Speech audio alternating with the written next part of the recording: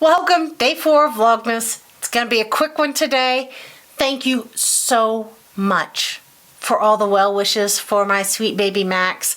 He's doing better. It's going to be a long couple of days, but he is really enjoying his bland diet of steamed chicken and rice. It's going to be hard to get him back on kibble after that, but he's happy, making all the other doggies jealous. Thank you so much. It's so hard when the fur babies are sick. I have been working all day and I've been having the best time. It's been a busy day. I filmed the garland tutorial with a twist. That's coming up. But my friend Kim, you guys, my friend Kim is saving my bacon. Usually I have my bee gift, our swap gift, all planned out, and I've got the idea, I've got it all done, I know exactly what I'm gonna do, and then I can execute it. This year I had nothing. I had absolutely no ideas, nothing. And then I remembered the beautiful tutorial from Nikki at Pin Cut Sew for oversized hot pads or casserole hot pads. So honestly, and I've bought the pattern, but honestly, I didn't even look it up. I just winged it from memory, and we made a dozen or so of these today, and I've got finishing work to do, but it was just so easy. And it's nice to have someone in your sewing room with you. I am going to use this project. Now, Nikki has a beautiful tutorial, so I'm not going to do another tutorial on how to make this. But what I will do a tutorial on and use this for is the updated version of my no miters binding. So look for that coming in, I don't know, soon. Soon. It'll be this month. It'll be December. But thank you so much, Kim, for offering the help. And thank you, Self-Evolved Amy, for accepting help. It's not an easy thing for me, guys. I'm excited. These are on the way, and I am thrilled. The garland tutorials coming up next. In fact, I'll insert it now. I promised you a quick tutorial about how I made my little paper garland. So I will go through that briefly right now. All right, I'm going to use the Stripology cutter.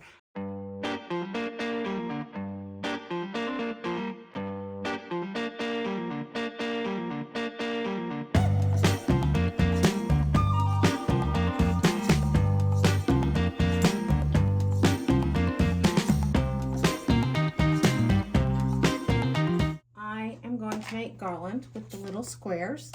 Now I made mine with circles and using the circle cutter I talked about earlier, but this time I'm going to use squares. If you don't have the circle cutter, if you like the angles better, what have you, just cut multiple size squares from strips of the glittery paper with the sticker backing. And my doggie's running around, so you're going to hear her little feet. I've got my regular presser foot on. I have a brand new needle in there. Now in the bobbin, I have some 30 weight cotton thread, or I'm going to put 30 weight cotton thread. It's heavy. If you have a heavier weight polyester thread, this is a great place to use it. Polyester is strong and it works great, especially if you're going to be moving around the garland. It will hold up and work beautifully. I'm just going to use this because I have it. And in the top thread, I'm going to use a 12 weight cotton. I have this one from Orfil. Let's see, this one from Orfil. It is number 2510, whatever color you prefer, or any of these from Sulky, these little Sulky Petites. These work great too. 12 weight thread or a heavy polyester. Again, something strong. I like the thick nature of the 12 weight because it shows up and it's, it's just an added decorative touch. I'm going to tie a knot. tie my threads together. I don't know if that's showing. Tie my threads together in a knot, grab my thread down here and pull it through my thread path to quickly thread my machine. Then at the end you have to clip that knot and thread the needle. I am using a Microtex or a quilting needle because it is very sharp and very tapered, and it will go through this paper very easily. It will also be trashed at the end of this project, just so you know, because it is going to sacrifice itself for the project. It's going to kill all this paper is going to absolutely kill the point on that needle, but it'll work great and it'll get it done. I'm going to set my stitch length at nearly 4 on here on my machine, which is probably at least 4 millimeters, maybe more. But you want a longer stitch because you do not want your paper to fall apart. You don't want to perforate it so much that it just falls apart, which was a bonus when I started doing it with the sticker paper on the back. At first, I just wanted it because I didn't want the back of the paper to be white. But this vinyl sticker paper is very useful because it holds everything together and it's stronger than just the paper. Helps keep it from breaking apart. I'm going to take my first square and I'm going to put it right here, right under the needle. I'm going to hold on to my threads loosely. I have the seam align tape on my machine, so I'm just going to run the corners right with that center line. You want to start kind of slowly.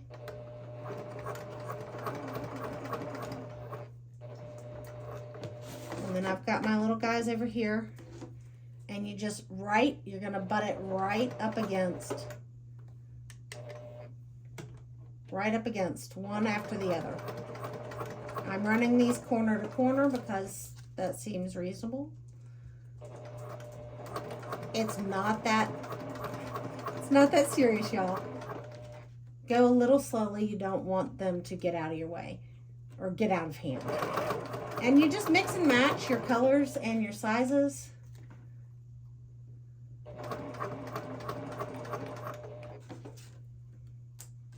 The only rule that I have is I try not to put the same color right against the same color. That was my only.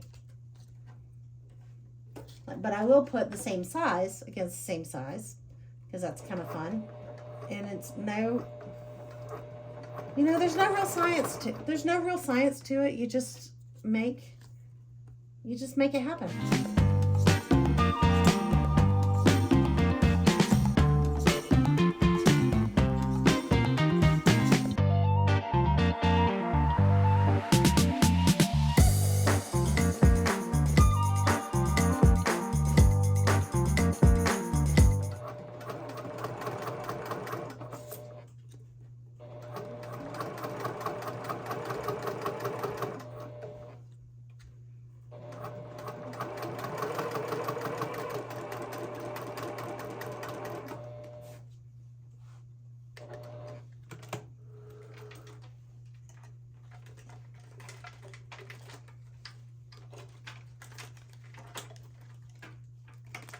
And it's that easy. You just stitch it together. It's that easy. I use this glittery stickery paper or glitter cardstock and multi-pack of that. I will link everything below, and my iridescent sticker paper. I will link, like I say, everything that I can or that I can think of below. I think these would be adorable if you used hearts or stars or anything. If you have an AccuQuilt die and can cut it, it'd be great. I think they'd be fun for Valentine's Day or 4th of July or any holiday. It's just cute. And I mean, it doesn't take but a few minutes and you've got miles and miles of the stuff. Now it will absolutely destroy your sewing needle, but it's one sewing needle and you just replace it at the end. No big thing. I would also replace your cutting blade or use an older one after you cut the paper. I had 2 questions in the comments that I want to address. Number 1 was, why did I use my stripology ruler instead of the AccuQuilt to cut the strips for the binding? And the truth is, if I need to cut strips from yardage, it's faster. It is so much faster to just zip, zip, zip. You saw it in real time. It's so much faster to just zip it through on the stripology.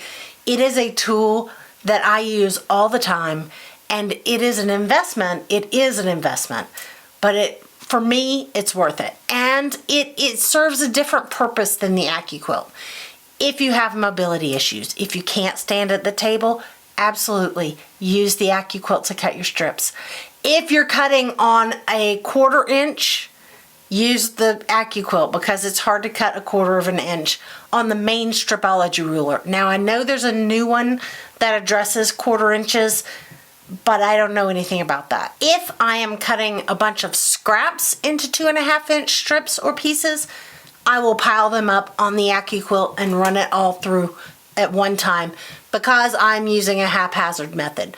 But if I'm cutting from yardage, stripology is the way I go. The other comment that I got was about the Gutermann silk thread. Yes, Gutermann makes a silk thread, and yes, you can find it at some of the big box stores. I think I got all that I have from Joann's years ago. I'm not sure if they still carry it, but you can find it. Someone commented that they have better luck hand sewing with Mettler or Gutermann thread over Orfil, and there's a reason for that. It seems like, oh, Orfil's great. Orfil is great. Do not get me wrong. Orfil's fantastic thread. It lies very flat in your seam because it is a 2-ply thread. But that is also why it is prone to tangle, because a 2-ply thread is going to lay very flat and it's going to want to kink up. Whereas a 3-ply thread, which most threads are 3 or more ply, even if they're the same weight, rated the same weight, if it's a 50 or a 40, what have you, it's that 3rd ply that makes the thread, here, look, you can see right here on end. It makes the thread rounder, which makes it want to bounce back, which makes it less likely to tie itself in a knot.